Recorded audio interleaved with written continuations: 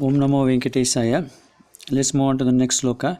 Yogo Jnanam Tada Sankyam Vidya Shilpadi Karma Cha Vedas Shastrani Vijnanam Etat Sarvam Janardhanat. So now he is talking about all the knowledge, the entire branches of knowledge as well as the skills. Everything came from Janardhana. Janardhana is Bhagavan who is able Jananam Janam Arthayati Janardhana. One is able to destroy the birth, that means the samsara chakra of the devotees, and therefore is called as Janardhana. So etat sarvam Janardhana. So all these things came from Janardhana. What are the things that came from? Yoga means this, the root word is yuj means to unite.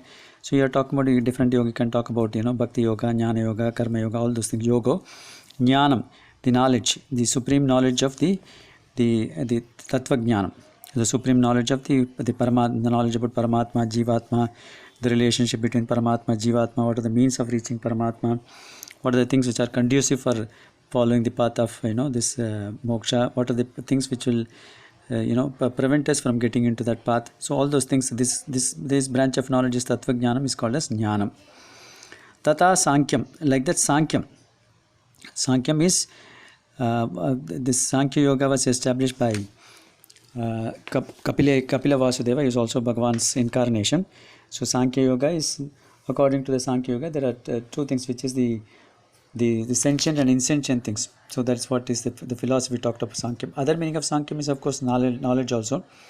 That is what the chapter 2 of Bhagavad Gita is called Sankhya Yoga, where Bhagavan talks about the Jivatma's knowledge as well as the Karma Yoga, Sankhya Yoga.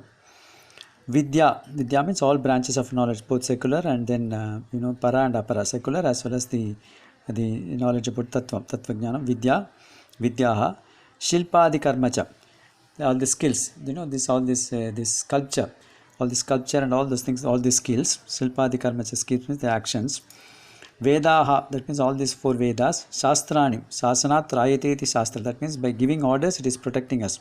That's why it is called as Shastra. So all these various Shastras means all these various branches of Smritis, then Puranas, the Itihasas, all those things are called Shastras. So Vedaha, Shastrani. Vijnanam means special knowledge. Jnanam is knowledge, the theoretical knowledge. Vijnanam is special knowledge, or the practical knowledge of how to do that. So all this, the Vijnanam, Etat Sarvam, all these things came from Janardhana also. He is the source of all the knowledge, including the skills also, Silpa Karma and all this. So all this knowledge and skills, everything comes from Bhagavan only. That's what is being talked about.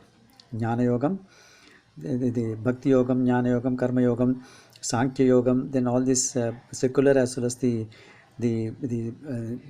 what do you call this, philosophies, then all the sculptures, the skills like sculptures, Vedas, Shastras, Puranas, Smritis, and then special knowledge relating to the practice of it. So whereas in fact in the Bhagavad Gita we say, no, it is Srimad Bhagavad Gita so Upanishadsu Brahma Vidyayam Yoga Shastre. So Brahma Vidya is the knowledge. Yoga Shastra means, that means yoga is a practical way of how to do that, like meditation or something like that. So all these Shastras, then all the special branches of knowledge, all these things came from Bhagavan only, Bhagavan Janardhana only. So to say that everything is under his control, that's what he's trying to prove, in this part of this Palasruti. Next sloka. Eko Vishnur Mahadbhutam Pratak Bhutanyanekasah Trin Lokan Vyapya Bhutatma Bhunkte Vissabhugavyayah. So Ekaha Vishnu, so that one Vishnu, Mahadbhutam, so that means he has become like Mahat. So Mahat is the basic raw material required for creating this universe, Mahat, having become Mahat. Pratak Bhutani Anekasaha. So Aneka means multiple, Bhutani means multiple Jivatmas, Pratak. So he split himself into multiple separate Jivatmas. So it was only one Mahavishnu, having become the Mahat, which is the raw material, then he split himself into multiple Jivatmas separately. Trin Lokan Vyapya Bhutatma. At the same time, he is transcending all these three lokas. Three lokan means all the three lokas. Three lokas can be referred to as, one way of looking at it is Bhurlokam, Bhuvarlokam and Suvarlokam, which is the part of Indra's kingdom. Or other way of three lokan is the three lokas, the three worlds of experiences of waking stage, dream stage and the deep sleep. So he is the one person who is present in all the three states, and therefore he is called Trin Lokan Vyapya Bhutatma. He is the inner controller of all these jivatmas. Bhuta means all the jivatmas. Atma is the inner controller of that. Bhunkte means he is enjoying. One meaning of enjoying, other meaning is bhuj root is to protect. So he is protecting this entire universe, Vishwabhuk. So that means he is also consuming this universe at the time of pralaya. So he is creating, multiplying into different poses. Then at the time of pralaya, is consuming the entire thing. Vishwabhuk avyayaha means immutable. At the same time, he is immutable. All this universe creation may look to be not permanent because it creates and then it gets dissolved. But then Bhagavan as such is immutable. There is no time when he is not there. That means he is transcending all periods of time, the space as well as all vastus, and therefore he is called as. He is not only although he has become multitude, but he is never getting attached to any of them, and therefore he remains immutable. And of course, at the same time, he is not only protecting as well as enjoying them. That's what it is.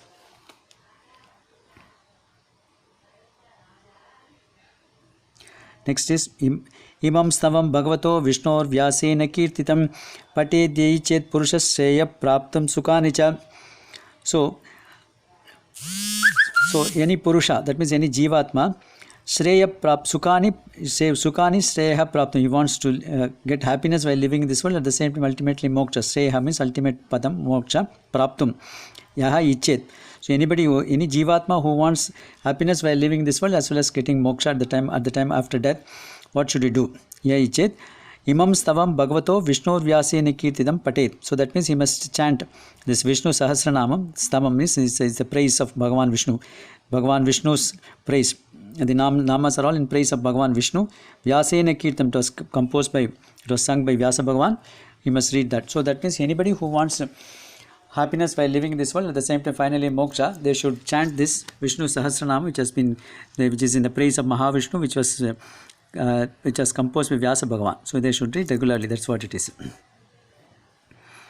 Vishveshwaramajam devam jagata prabhumavyayam bhajanti ye pushkaracham nate yanti parabhavam om namaiti. So Vishveshwaram, that means he is the Lord of this entire universe. Ajam means he is not born. That is, he is not born in the sense of the karmas or vasanas like any affairs. Devam means one is effulgent, always shining. Jagataha Prabhu is also the Lord of this entire 14 lokas. Avyayam, immutable. We saw that in the previous loka, is immutable. Bhajanti. So, whosoever people who sings this Bhagavan, who is the Lord of this universe, is unborn, he is effulgence, and then he is immutable, who thinks this Vishnu, sings this Bhagavan's Vishnu Sahasranam regularly. Te Pushkaracham, he is also a person who has got eyes like the lotus flower. Pushkaracham. Nate yanti param, they will never face any defeat. Te na yanti param, they will never face any defeat, they will not face any embarrassing situations. Nate yanti param, again he is assuring that they will certainly not get any defeat or get into any embarrassing situations.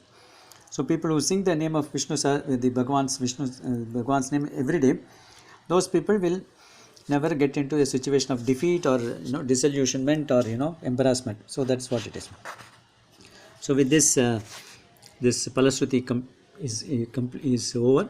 Then of course there are certain few slokas which have been added by Purva Acharyas, which are related to the Bhagavan Nama Sankirtanam, and then we'll talk about it in the next session. Om Namo Venkatesaya.